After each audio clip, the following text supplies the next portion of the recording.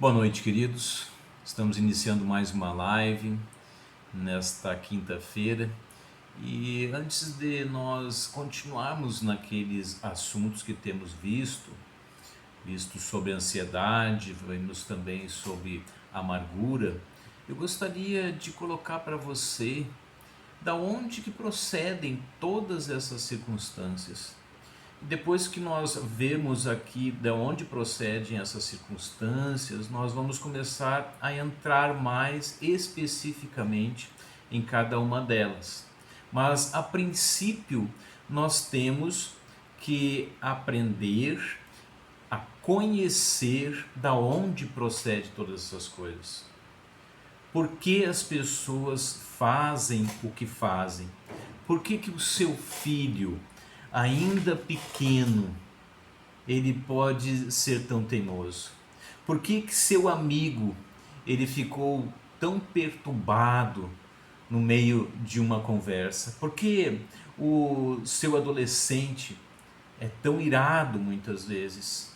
Por que as pessoas estão depressivas, com depressão, no desespero? Por que um homem, por exemplo, arriscaria 20 minutos de prazer sexual e perderia sua família? Por que você fica irado no trânsito? Por que aquele casal que era tão romântico, agora eles estão em pé de guerra? Por que as pessoas são tão envolvidas em suas carreiras profissionais? Porque as pessoas tratam as outras de maneira áspera e grosseira? Por que a sua filha pode ter medo do que os amigos irão pensar dela? Por que talvez as pessoas se recusam a falar? Por que as pessoas fazem o que fazem? A resposta simples e bíblica é por causa do seu coração. Apesar, meus queridos, de coração ele ser um dos temas mais dominantes da Bíblia, há uma confusão sobre o termo, muitas vezes. Na cultura ocidental, por exemplo, a que nós vivemos, quando se fala em coração, logo vimos relegar isso ao romance, Dia dos Namorados, coração, ao esporte, quando alguns dizem, ele joga com o coração. Mas na Bíblia, o coração é uma categoria essencial. Não é possível compreender o ser humano sem entender o seu coração. Então, o coração na Bíblia é um termo essencial. No Antigo Testamento nós vemos ela na raiz lev, e no Novo Testamento nós vemos na raiz cardia. E a Bíblia ela usa coração para descrever geralmente o interior da pessoa. As Escrituras dividem o ser humano em duas partes, digamos assim. A parte interior é o seu espírito, Efésios capítulo 3, verso 16, e a parte exterior, que é o seu físico. Então, a parte interior, ela usa muito a linguagem do coração, e aí ela abrange todos os outros termos de funções que são usados para descrever a parte interior, ou seja, espírito, alma, mente, coração, emoções, vontade. Então esses outros termos, todos esses que eu acabei de falar, espírito, alma, emoções, vontade, mente, todos eles não descrevem algo diferente do que o coração. Mais precisamente, então, nós temos que ter essa ideia que todos eles são os aspectos do coração, partes ou funções da nossa pessoa interior. Então, o coração também, digamos assim, resumidamente, é o você verdadeiro. O coração é o você verdadeiro. Então, essa é a essência de quem você é, o seu coração. E apesar de nós colocarmos muitas vezes a ênfase no eu exterior, na pessoa exterior, todos nós reconhecemos que a pessoa interior é que é a pessoa verdadeira. Interessante porque a Bíblia, ela diz que o seu coração é você na essência. E qualquer, meus queridos, qualquer mudança que tenha que ser feita, precisa ser feita tendo o coração como um alvo. Então, essa é uma perspectiva que é explicada em várias passagens das Escrituras Sagradas. Eu vou usar uma aqui que é a resposta de Cristo, tão antiga, para essa questão da mudança dos nossos comportamentos, tem que passar primeiramente e prioritariamente pelo nosso coração. Porque as pessoas fazem o que fazem? Se você perguntasse para Cristo, ele responderia para você o que está lá em Lucas, no capítulo 6, no verso 43 a verso 45, que diz assim: não há árvore boa que dê mau fruto, nem tampouco árvore má que dê bom fruto. Porquanto cada árvore é conhecida pelo seu próprio fruto. Porque não se colhem figos de espinheiros, nem dos abrolhos se vindimam uvas. O homem bom, do bom tesouro do coração, tira o bem, e o mal, do mau tesouro, tira o mal, porque a boca fala o que está cheio, o coração. Lucas capítulo 6, verso 43, verso 45. A metáfora que Cristo usou aqui, que o fruto é igual ao comportamento. O fruto específico desse texto, do comportamento aqui, que essa passagem trata, são as nossas palavras. Mas Cristo diz que as nossas palavras são literalmente o nosso coração transbordando daquilo que falamos. As pessoas, as situações, elas não nos fazem falar o que falamos. Apesar de nós tentarmos sempre culpá-las por isso.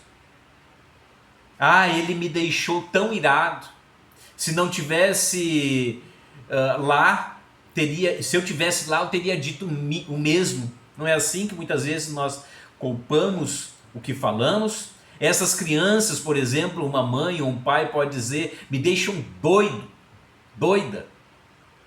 Mas precisamente essa passagem, meus queridos, diz que as nossas palavras são controladas pelos nossos corações. Uma árvore produz frutos e o nosso coração produz comportamento. Então nós reconhecemos uma árvore pelo fruto que ela produz. Comumente, simplesmente assim. Da mesma maneira, a Bíblia diz que as pessoas são conhecidas pelos seus frutos. Nos exemplos que Cristo dá, as raízes das árvores são o coração. Por quê? Porque elas estão embaixo da terra, essas raízes, e portanto não podem ser facilmente vistas ou compreendidas. Mas o ponto que Jesus aqui coloca é que a árvore produz este ou aquele tipo de fruto por causa das raízes que ela tem. Então, portanto, aplicando a nossa vida, nós falamos e agimos desta ou daquela maneira por causa do que está em nossos corações. Se o meu coração ou o seu coração é a fonte do problema, do meu pecado, daquilo que eu peco contra Deus, então a mudança permanentemente não deve abranger outro lugar prioritariamente do que a totalidade do seu coração. Então não é suficiente nós alterarmos os nossos comportamentos ou mudar as circunstâncias do meio. Cristo, ele transforma as pessoas, mudando elas radicalmente onde? Em seus corações. Se o coração não mudar, será inútil e vã uma mudança verdadeira. Então as palavras e o comportamento das pessoas podem até mudar temporariamente, por pressão ou por incentivos externos talvez, mas quando a pressão ou o incentivo externo forem retirados, meus queridos, as mudanças desaparecerão. É interessante o que Jesus Cristo fala, acusando os fariseus de perderem de vista esta verdade espiritual. Lá em Mateus, no Evangelho segundo Mateus, no capítulo 23, do verso 25 e o verso 26, ele diz assim: ai de vós, escribas e fariseus, hipócritas, porque limpais o exterior do corpo e do prato, mas estes por dentro estão cheios de rapinas e intemperança. Fariseu cego, limpa primeiro o interior do teu copo, para que também o seu exterior fique limpo. Então, Jesus Cristo aqui está dizendo: limpe o interior do copo e o exterior também fica limpo. Então você, na verdade, poderá fazer isto, talvez em casa, numa louça, lavar a parte de dentro de uma panela, digamos assim, suja, mas se não limpar a parte de fora dela, ela não ficará totalmente limpa. Contudo, Cristo aqui está informando exatamente isso. Quão poderoso, melhor dizendo, meus queridos, é o coração. Será que nós realmente acreditamos que Cristo está ensinando aqui? O corpo sempre vai para onde o coração conduz. E o ponto aqui é o seguinte: muito do que nós fazemos para produzir crescimento ou transformação, mudança em nós mesmos ou talvez nos outros, muitas vezes é muito superficial, porque não vamos direto ao ponto da onde procedem todas as coisas, que é o interior, o coração, como a Bíblia nos ensina. Não limpamos o copo por dentro, o prato por dentro, e somente a face externa fica de uma forma não verdadeira, uma aparência de mudança. Paul Tripp, em seu livro A Idade da Oportunidade, ele dá um exemplo significativo para isso. Ele morava em uma casa e tinha uma macieira na frente daquela casa, onde as maçãs, todo o outono, davam maçãs e elas não duravam, elas já cresciam desfiguradas, digamos assim, sem ter um crescimento saudável, sem ter maçã bonita. E a esposa dele uma vez chegou e disse: olha, nós temos que cortar aquela macieira porque ela não dá frutos bons, ali está só de aparência. E aí ele começou a ir todos os outonos arrancar aquelas maçãs que estavam feias e grampear com um grampeador. Comprava maçãs no mercado e ia grampear maçãs lindas para aquela macieira. E aí todos às vezes achavam que aquela macieira era uma macieira boa, com raízes profundas, raízes boas. Mas na verdade não era. Eram frutos de aparência, grampeados artificialmente, porque ele não conseguiu e não tratou a raiz da macieira. Portanto, nada vai ser verdadeiro e especial em transformação externa ou até mesmo interior, se isso não proceder prioritariamente do coração. Foi isso que Cristo criticou aos fariseus. Mudança que ignora o coração, meus queridos, raramente transforma a vida. Raramente transforma a vida. Nós vimos 3 princípios que dirigem o nosso esforço para sermos instrumentos na mão de Deus para entender essas mudanças na nossa vida ou na vida de outras pessoas. Gostaria de colocar 3 para os irmãos aqui. Há uma inegável conexão, então, entre raiz e fruto. Com o nosso coração e comportamento, as pessoas e as situações não determinam o nosso comportamento. Eles propiciam ocasião em que o nosso comportamento revela o quê? O nosso coração. Então preste atenção. Não é o meio em que vivemos que vai falar como vivemos. É o coração, é o nosso interior que vai definir o nosso comportamento. A transformação, segunda coisa, é que a transformação permanente, ela sempre passa pelo coração. A mudança do fruto tem que ser a mudança da raiz. De forma semelhante, em Mateus capítulo 23, que acabamos de ler, Cristo diz: limpa primeiro o interior do copo para que também o exterior fique limpo.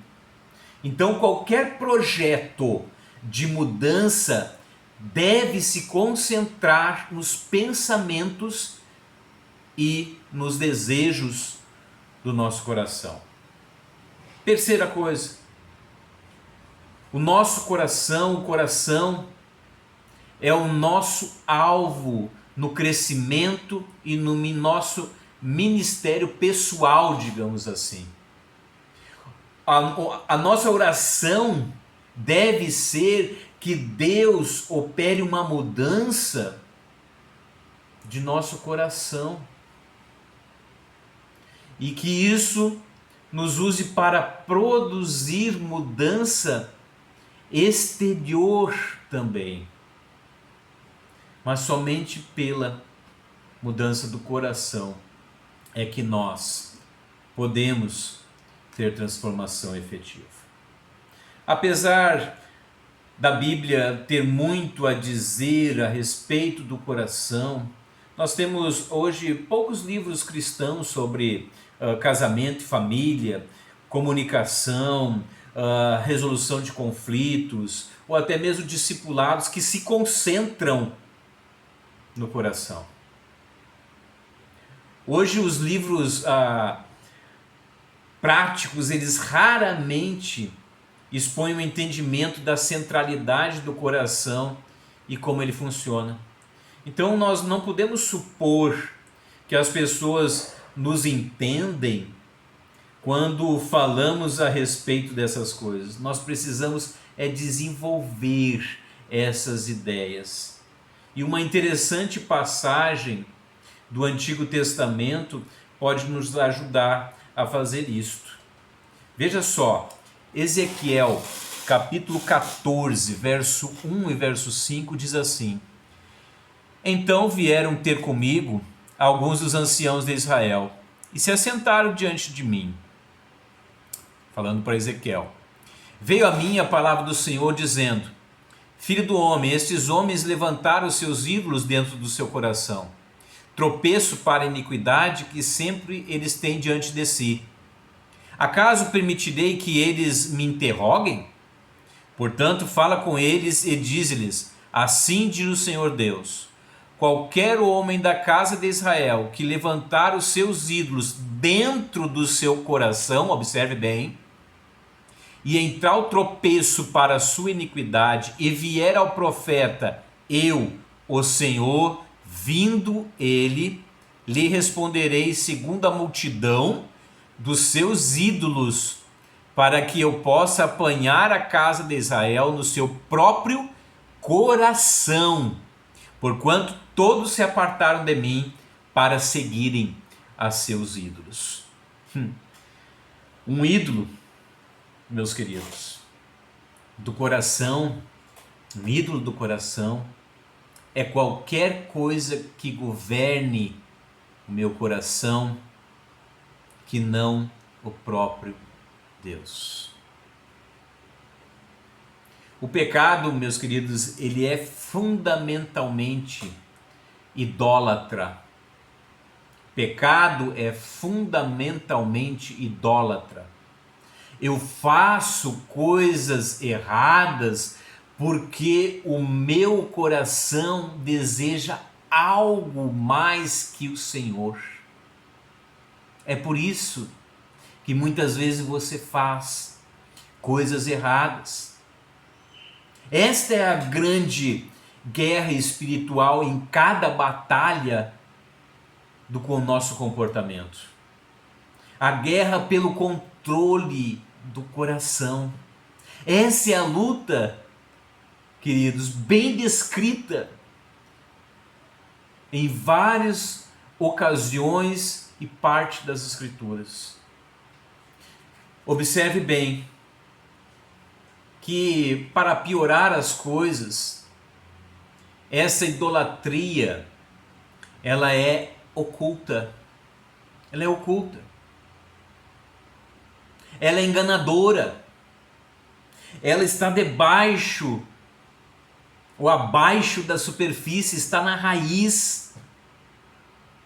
E podemos fazer essa grande troca, por exemplo, sem abandonar a nossa teologia de confissão, ou até mesmo a nossa prática externa de deveres da fé.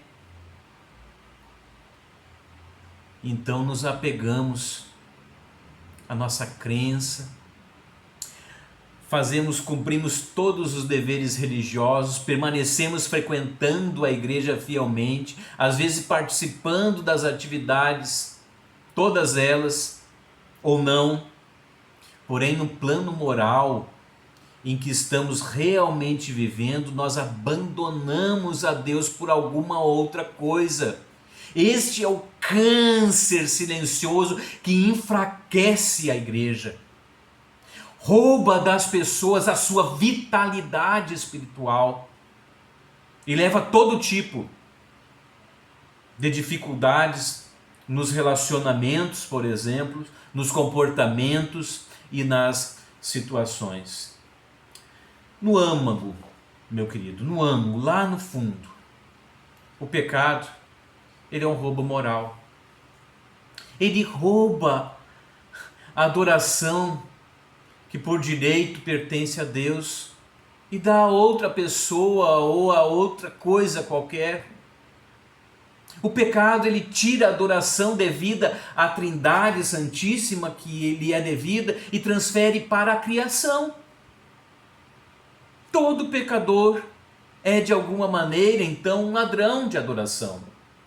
E aquilo aonde seu coração está fixado, que é uma idolatria, um ídolo do seu coração, e eu gostaria agora, nas próximas lives, falar sobre ídolos do coração, esses falsos ídolos que estão ocultos talvez no seu coração que você não conhece. Então essas questões profundas da vida são questão de adoração. Adoração, queridos, é um aspecto mais intrinsecamente ligado à nossa natureza do que qualquer outra coisa, do que a dor, do que pressões, do que o prazer, do que as nossas experiências. Adoração é o princípio ao qual nós fomos criados. Nós sempre estamos adorando alguma coisa, ou seja ela Deus ou outra coisa qualquer. O princípio da sua vida era adorar alguma coisa. Talvez você adore hoje o seu trabalho, talvez você adore o seu trabalho mais do que a Deus, talvez você adore os seus filhos mais do que a Deus, talvez você adore o seu cônjuge mais do que a Deus, talvez você adore o dinheiro mais do que a Deus, talvez você adore os seus estudos mais do que a Deus. Tudo isso é adoração. É aquilo onde o seu coração está repleto e focado. Ele começa a amar. E com amar, vem o adorar e a servir a essas coisas. Então o pecado, de alguma forma, ele envolve uma grande troca. A troca de adorar, em primeiro lugar, ao Senhor e adorar as coisas. Essa é a troca. E a resposta de Deus para essa troca, ao texto em Ezequiel, aos anciãos, Deus, ele diz que vai responder a eles.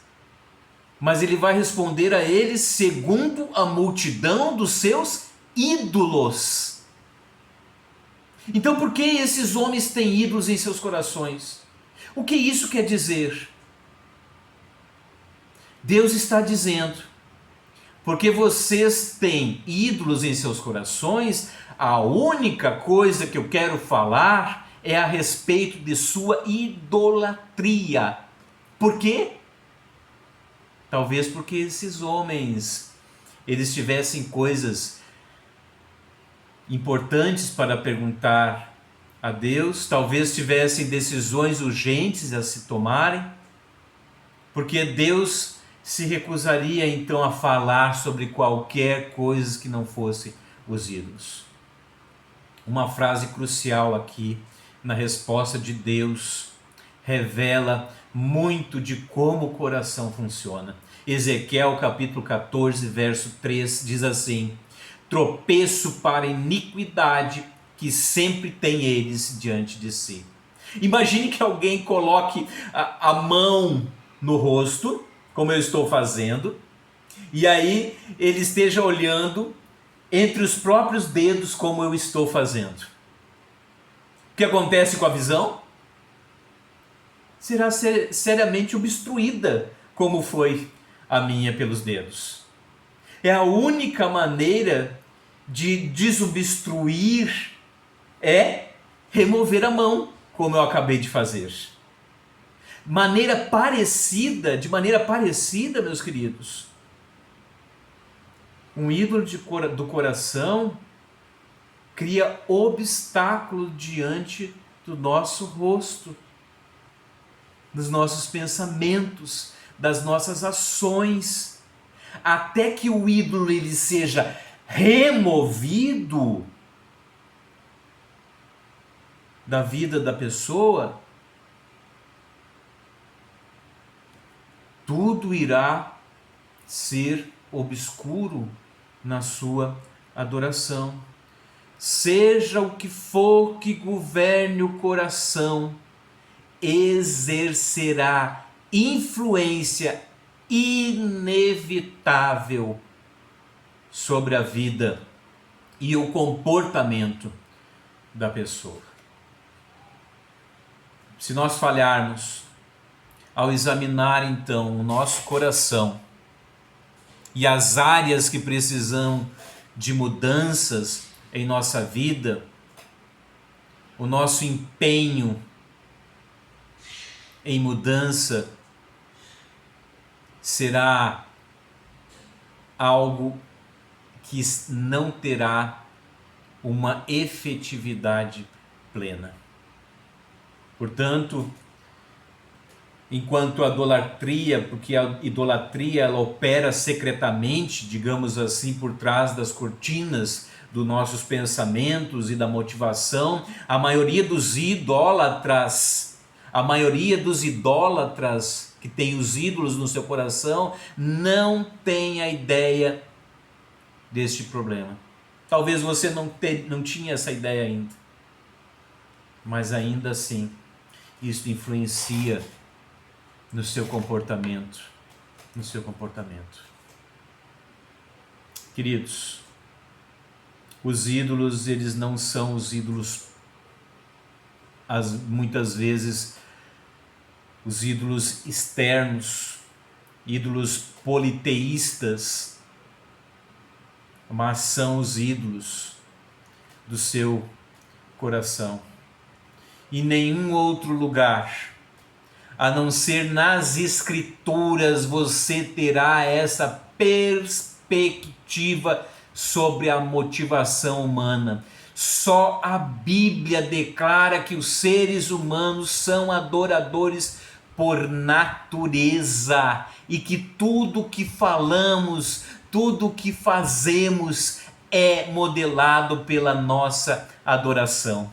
Só a palavra de Deus insiste que estamos sempre servindo a Deus ou algum aspecto da criação. Ou seja, o que for que governa os nossos corações exercerá inevitável influência sobre as nossas vidas e comportamento. Eu quero falar mais com você sobre isso nas próximas lives.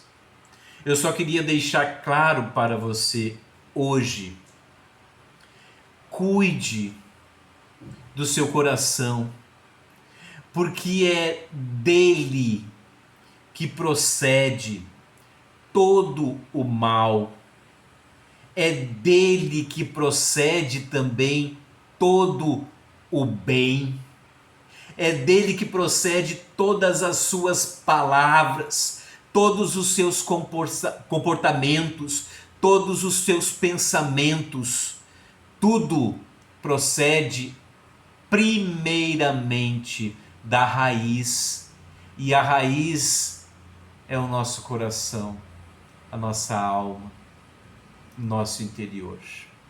Que Deus te ajude a prescrutar o seu coração e entendê-lo, e afaste-se dos falsos ídolos e assim adore a Deus em primeiro lugar. Nós retornaremos falando sobre este assunto em lives posteriores na próxima semana. Eu, se Deus assim permitir, estarei falando um pouco mais sobre estes falsos ídolos que estão enraizados talvez no nosso coração. Quero agradecer a sua companhia, agradecer por você ter assim estado conosco aqui nesses momentos, e também me colocar à disposição para ajudar você a entender mais sobre isso. Você pode entrar em contato pelas nossas redes, no privado, então nós estamos à disposição. Vamos orar, pedindo e rogando ao Senhor pela sua graça em nossas vidas. Ó Deus bendito, todo-poderoso, Criador do céu, da terra, nosso Criador, nosso sustentador, a quem nós adoramos. Ó Deus, nós sabemos que o pecado manchou a nossa vida, manchou a perfeita adoração a Ti, mas nós queremos, Senhor, estabelecer na raiz dos nossos corações a Tua verdade, para que possamos viver em paz com o nosso interior, com o nosso eu e também com todos aqueles a quem convivamos. Ó Santo Deus, nos ajude em todo tempo. Ajude a cada um que está nos ouvindo neste momento a esclarecer isso em seu coração. Lhe dê graça, sabedoria, tenha misericórdia, Senhor. É assim que nós oramos, rogando e agradecendo por esses momentos, em nome de Cristo Jesus, o nosso Salvador e Senhor. Amém. Deus abençoe a cada um de vós. Até a próxima.